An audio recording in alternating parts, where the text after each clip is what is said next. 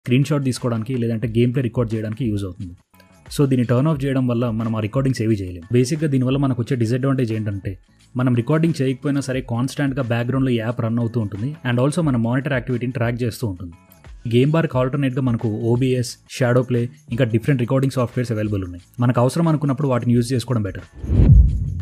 మనం ఎప్పుడైనా గేమ్స్ ఆడుతున్నప్పుడు సెట్టింగ్స్లో ఎన్విడియా రిఫ్లెక్స్ కానీ ఆర్ ఏఎండీకి సంబంధించిన యాంటీలాగ్ ఇవి అబ్జర్వ్ చేస్తే ఇమీడియట్గా ఆ ఆప్షన్స్లో ఆన్ ప్లస్ బూస్ట్ అనే దాన్ని చూస్ చేసుకోండి. ఇన్ కేస్ అలా కాదు అనుకుంటే ఇక్కడ నేను ఎన్విడియాకి సంబంధించిన కంట్రోల్ ప్యానల్ ఓపెన్ చేశాను. దీంట్లో ఎలా సెట్ చేసుకోవచ్చో చూపిస్తాను. సో ఎన్విడియాకి సంబంధించిన కంట్రోల్ ప్యానల్ ఓపెన్ చేసిన తర్వాత ఇక్కడ లెఫ్ట్ సైడ్లో మేనేజ్ 3D సెట్టింగ్స్ అని ఉంటుంది. దాన్ని సెలెక్ట్ చేయండి.